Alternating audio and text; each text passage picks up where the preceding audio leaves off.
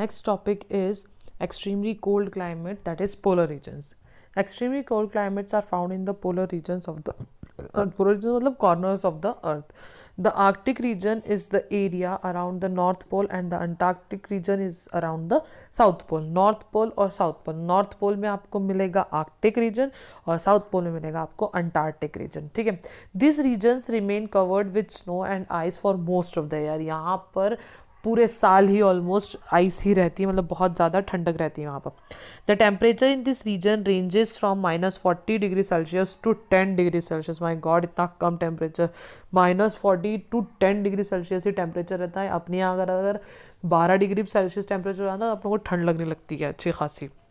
The climate is generally dry with cold winds. यहाँ पर अब ऑफकोर्स ठंडक है तो वहाँ पर क्लाइमेट जो होता है ड्राई होता है और ठंडी हवाएं चलती हैं.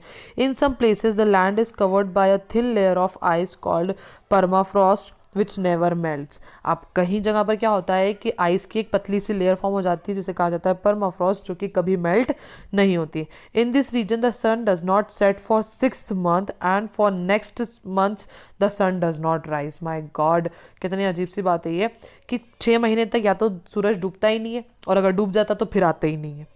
Some of the adaptations seen in the animals that live in these regions are given below. कुछ adaptations दी हैं. देखो वहाँ के animal कैसे survive करते हैं और वो वहाँ पर रह रहे हैं. अपन तो रह भी नहीं सकते वहाँ पर.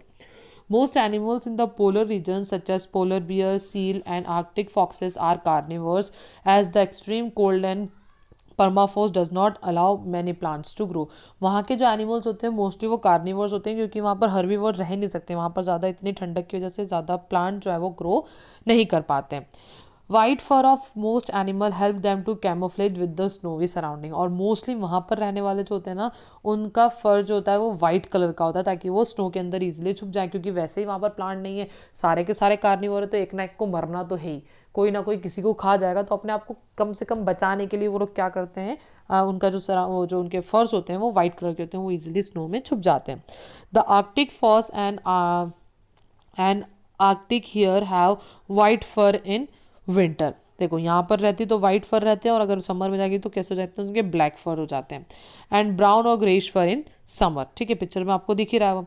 इन summer the Arctic fox and Arctic hare have brownish और greyish fur that help these animals to camouflage with rocks and soil. Summer में क्या होता है, रॉक और सॉइल से छुप जाते हैं और विंटर में ये छुप जाते हैं स्नो से.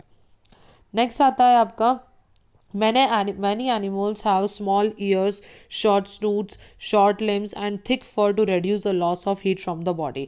अब इन एनिमल्स की क्या रहता है, सब चीज़ें छोटी साइज़ की होती हैं. उनके ईयर्स हैं या उनकी बॉडी जो है वो छोटी होती है, लिम्स जो छोटे होते हैं ताकि उनकी बॉडी से हीट ज़्यादा लॉस ना हो. Some animals such as penguins, seals and oxen stay in groups to keep themselves warm.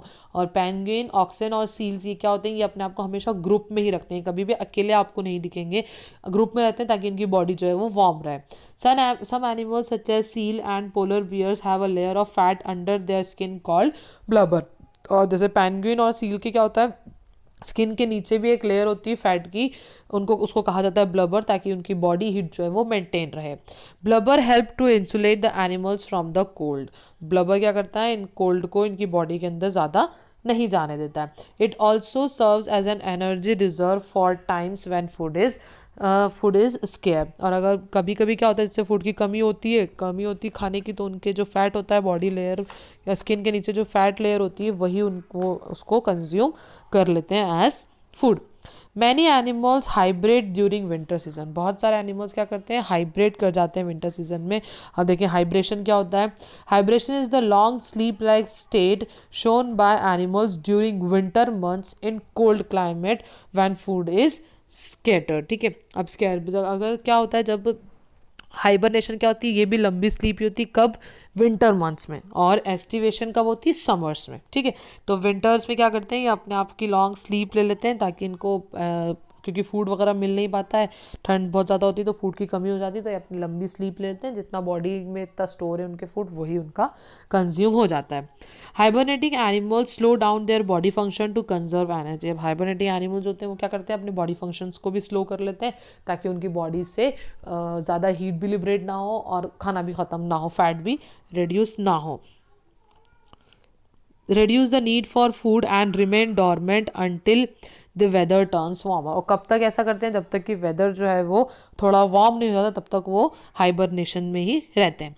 Most of this feed heavily during summer and at autumns and store the food as blubber to be used over their period of hibernation। अब ये क्या करते हैं, यानी सोचो आप, animals भी इतने स्मार्ट होते हैं कि गर्मी में क्या करते हैं, वो ज़्यादा खाना खा लेते हैं। गर्मी और ऑटम सीजन में वो ज़्यादा खाना खा लेते हैं, तो इससे क्या होता है, उनकी बॉडी के अंदर फैट जो है वो बन जाता है। फैट हो जाता है तो वो बॉडी में स्टोर्ड रहता है, और उसके बाद ये हाइबरनेशन में जब जाते हैं विंटर्स में, तो ज़्यादा वही फैट को वो यूज़ कर लेते हैं, ना कि कुछ नया नहीं खाते। ठीक है।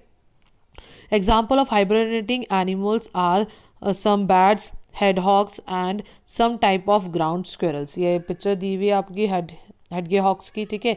और कुछ ग्राउंड स्क्वेरल्स भी होते हैं, वो भी अपने आप को हाइबरनेशन में चले जाते हैं वो भी।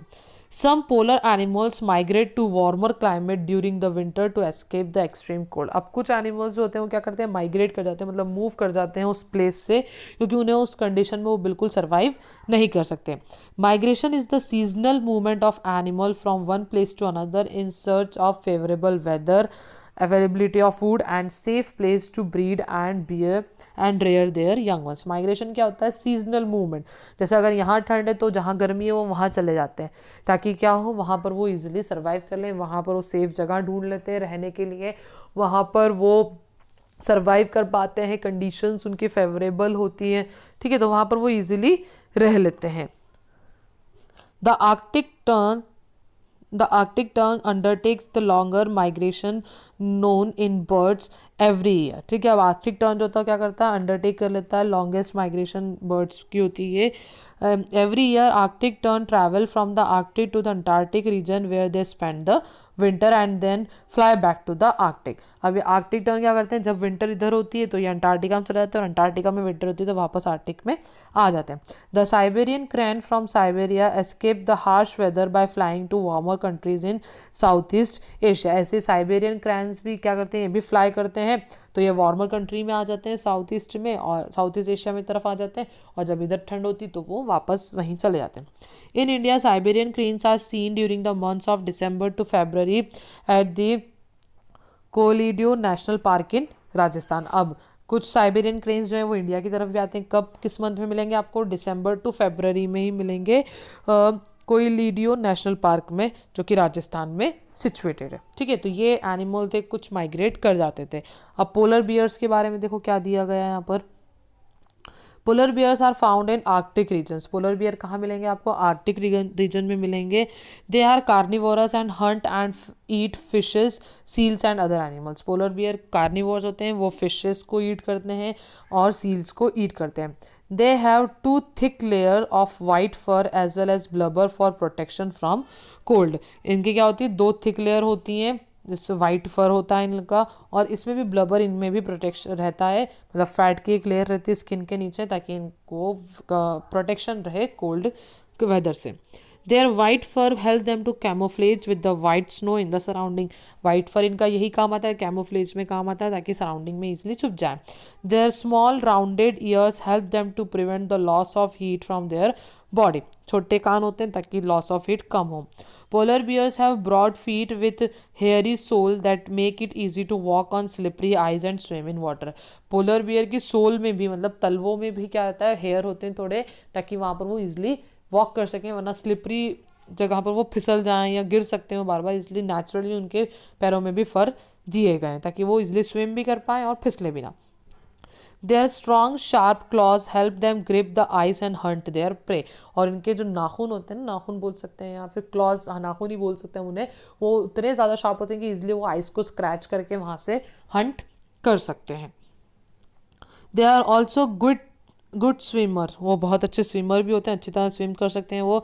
दे are nostrils close while swimming in water so that they can remain under water for long and catch their prey. अब ये तो फिश ईट करते हैं तो इनको पानी के अंदर जाना पड़ता है, फिश तो ऊपर आने से रही, तो इनकी नॉस्ट्रिल्स क्या होती है, बंद हो जाती है, ताकि ये लंबे टाइम तक पानी के अंदर रह लें, और फिर जैसे इन्हें प्रे मिल जाए, अपना खाना मिल जाए, तो ये बाहर आ जाते हैं। ठीक है, अब लास्ट है आपका penguin. Penguin are found in Antarctica region. Penguin कहाँ मिलेंगे आपको, अंटार्कटिका रीजन में मिलेंगे।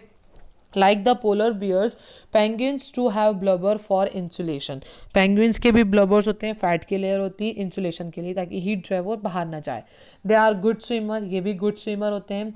दे have a streamline body and webbed feet to help them swim. इनकी स्ट्रीमलाइन बॉडी होती है, देखो आप बॉडी दिख ही रही है आपको, और इनके फीट जो होते हैं वो वेब्ड होते हैं, फ्रॉक की तरह के फीट होते हैं, ताकि ईजिली ये स्विम कर पाए। Their fore limbs are modified into flippers to help them swim. और इनके फोर लिम्स मतलब हाथ जो होते हैं वो फ्लिपर्स की तरह बन गए हैं, पंख बोल सकते हैं आप उन्हें। ये जो पार्ट दिख रहा है ना आपको, सॉरी, हाँ ठीक है, ये जो पार्ट है ब्लैक कलर का जो दिख रहा है ना, ये होते हैं उनके फोर लिम्स, फ्लिपर्स बन गए ताकि वो इजिली स्विम कर पाए। Unlike the lightweight and hollow bones of birds that fly, the bones of penguins are solid and heavy to keep them underwater as they swim. Birds की क्या होता है, मोस्टली लाइट वेट होती है और अंदर से खाली होती है बोन्स, बट पेंगुइन्स में क्या है, बोन्स होती है, हैवी होती है, सॉलिड होती है, ताकि वो अंडर वाटर में ईजिली रह पाए, स्विम ईजिली कर पाए। Their feathers are waterproof and tightly packed together for protection from extremely cold weather. इनके feather जो होते हैं वो waterproof होते हैं और बहुत ज़्यादा closely packed होते हैं वो, ताकि extremely cold condition से ये बचे रहें।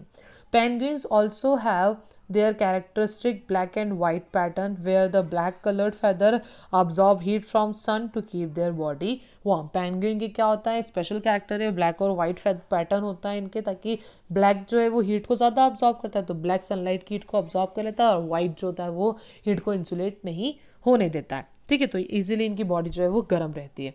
ये था आपका पूरा चैप्टर। होप आपको सब कुछ समझ आया होगा। Thank you so much.